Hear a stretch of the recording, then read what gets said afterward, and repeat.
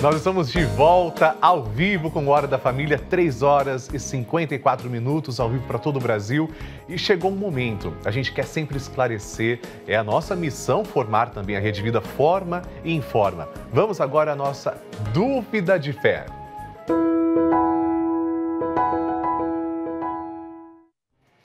Gente, quem enviou o vídeo com a pergunta de hoje foi a Aline Aparecida Prado, de São Paulo. Vamos assistir.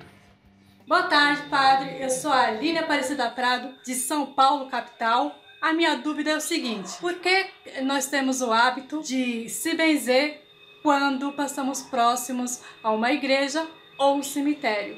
Um grande beijo a todos vocês da Rede Vida e ao senhor também.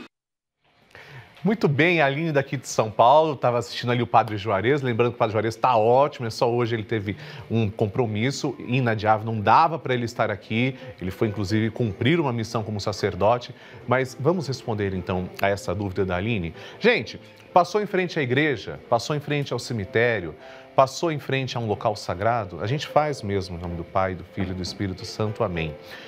O que significa fazer, traçar o sinal da cruz? Vejam, é através da cruz e toda a resposta se encontra aqui. Está vendo essa cruz bendita? A cruz, o que para os gregos, para as pessoas da época tidas como pagãs, era sinônimo de loucura, só de sofrimento, para nós que somos cristãos, a cruz significa vitória. A cruz significa salvação. A cruz que era vista como um instrumento amaldiçoado. Muita gente falava que a cruz era simplesmente um instrumento de maldição, punição, castigo. A cruz é muito mais do que isso. É através da Santa Cruz que nos veio a salvação. Eu havia dito há pouco que, pelo pecado de Adão, todos nós somos solidários a Adão. Esse pecado é transmitido de geração em geração, o pecado original, e todos nós somos portadores do pecado original. Mas nem tudo está perdido. Nosso Deus nos ama tanto que Ele enviou o Seu Filho, como a gente estava refletindo há pouco, e Jesus então se faz um de nós. Ao crescer, Ele morre na cruz depois de ter ensinado e abrir as portas do paraíso para a gente. E Jesus vivo, ressuscitado, Ele só abre as portas do paraíso porque Ele morreu na cruz. É através da Santa Cruz que nos vem a salvação. É através da Santa Cruz que nos veio a vitória sobre a morte. Então, mais do que um simples costume, se benzer, fazer o sinal da cruz é um gesto de reconhecimento. É lembrar que somos cristãos, é lembrar que a cruz é bendita. A cruz é o instrumento pelo qual Deus doou o seu sangue. E é nesse sangue santo, nesse sangue puríssimo, que nós fomos lavados, que fomos chamados de novo como filhos de Deus.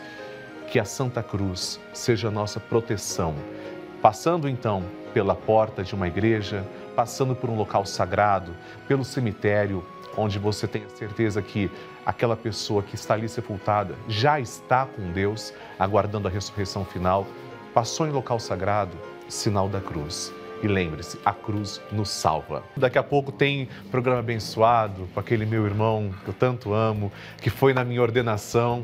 Daqui a pouco tem escolhas da vida com o Dalcides.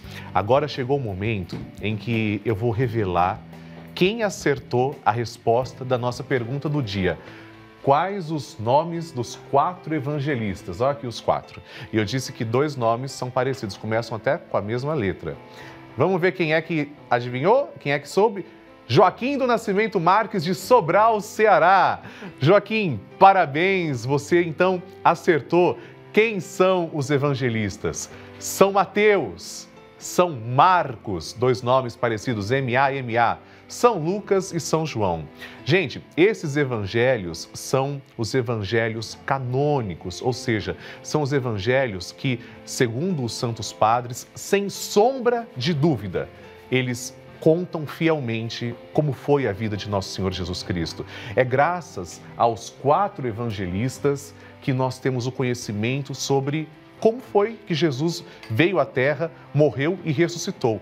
Agora, não sei se você já ouviu dizer, são 4 evangelhos. Na Bíblia, o primeiro é o de São Mateus. Mas você sabe qual foi o primeiro evangelho a ser escrito? Não foi o de São Mateus. Sabe, Wilson? Qual foi o primeiro evangelho? Marcos, São Marcos. Cada um desses evangelistas escrevia para um povo. Por isso que a gente tem uma linguagem diferente. Os evangelhos, por exemplo, de São Mateus, São Marcos e São Lucas, eles tratam muito sobre o Jesus histórico. Contam, aliás, São Lucas é o evangelho que conta os pormenores, é o único evangelho que conta detalhes da infância. Jesus perdido no templo, que a gente reza um mistério no Santo Terço. Jesus crescendo, sendo obediente aos seus pais. Maria que guardava todas as coisas no coração. Cada um dos evangelhos foi escrito para um determinado povo. Marcos foi o primeiro evangelho a ser escrito. Mateus e Lucas foram evangelhos escritos provavelmente na mesma época, em épocas similares. Só que Mateus, provavelmente para o povo judeu, e São Lucas, provavelmente para uma comunidade grega. E o evangelho mais novo que nós temos é o evangelho segundo São João. Segundo a tradição da igreja, São João tinha cerca de 17 a 20 anos quando ele se tornou apóstolo de Nosso Senhor Jesus Cristo. Um garoto, um menino. E São João foi o único dos apóstolos que não sofreu o martírio. Não quer dizer que ele não sofreu. São João doou a vida por causa do evangelho. Não se sabe exatamente como foi a morte de São João. Alguns dizem que ele morreu na prisão, mas ninguém viu a morte desse evangelista. Agora, é graças a São Mateus, São Marcos, São Lucas e São João que nós sabemos mais sobre a vida de Nosso Senhor Jesus Cristo.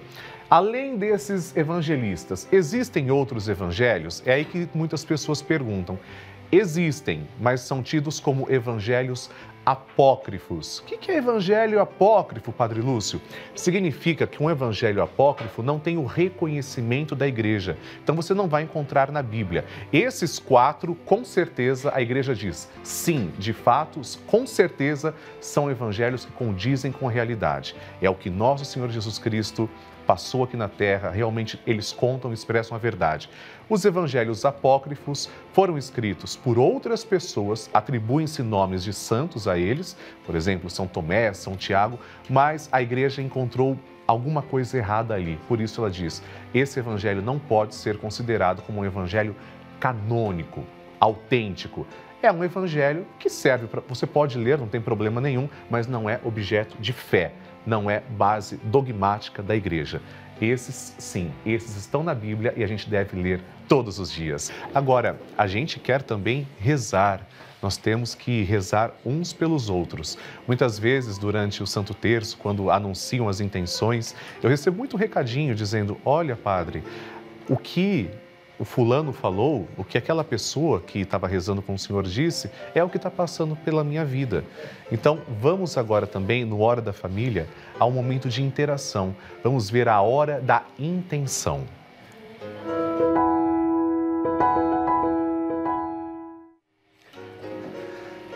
Vamos lá ver então as intenções, nós vamos rezar essas intenções que chegaram.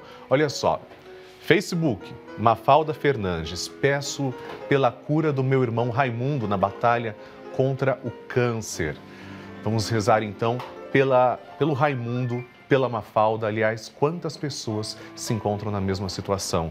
Mais uma intenção, Ana Ferreira da Silva, rezo por todos que já perderam seus entes queridos. Muita gente sofre ainda e não consegue se conformar. Vamos rezar por essa intenção para que venha o consolo. Intenção da Cida Sampaio.